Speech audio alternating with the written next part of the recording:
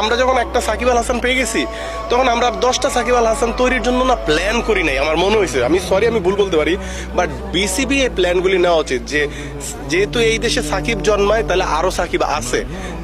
ওই আর্জেন্টিনায় যখন ম্যারাডোনা জন্মাইছে, মেসিও কিন্তু জন্মাইছে, রোনালদিনহো যখন জন্মাইছে, আবার ওইখানে দেখেন নেইমারও জন্মাইছে।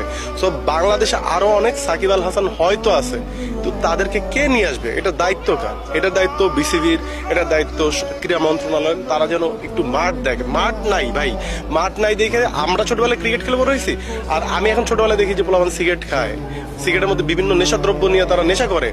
এই যে করে, এই ধ্বংস কি শুধু ওই ছেলেদের দায়? এইটার জন্য কি সরকারের কোনো দায় নাই? ক্রীড়া মন্ত্রণালয়ের কোনো দায় নাই? এই এলাকার সংশ্লিষ্ট চেয়ারম্যান মেম্বার তাদের কোনো দায় নাই? তারা শুধু জায়গা জমি দখল করবে, এইটাই তাদের কাজ। তারা কি একটু জায়গা ছেলেদের জন্য দিতে পারে না, একটু খেলার জন্য? এখন বলেন কেন দেশে ক্রিকেটার বের হয় না?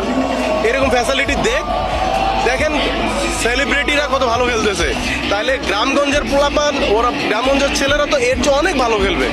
এই তাকে ক্রিকেটার হওয়া, দেখবেন যে বাংলাদেশের ছেলেদের 80-90% ক্রিকেটার হইতে চায়। বাবা মারা আগে এটার খুব অপোজ করতো, বাট এখন বাবা মারাও অনেকে চায় যে ছেলে ক্রিকেটার হোক। ধানমন্ডি ক্রিকেট ক্লাব বা বিভিন্ন ক্লাবে কিন্তু এখন বাচ্চাদেরকে নিয়ে দিয়ে আসে। আমি এই দিকে ওই যে বললাম না, সাকিব ভাই একটা যে ক্রিকেট একাডেমি করছে মাস্কো সাহেব, এইরকম এইটা কেন মাস্কো সাহেব শুধু সাকিব ভাই করতে হবে কেন? তাহলে বিসিবির কাজটা কি? গভর্নমেন্টের কাজ কি? প্রতিযোগিতা হোক না ভাই। কারণ এইরকম মাশরাফি, এইরকম ধরেন লিটন দাস, এরকম যত বেরোবে, যত কম্পিটিশন হবে, বাংলাদেশের ক্রিকেট তত দূর আগে যাবে।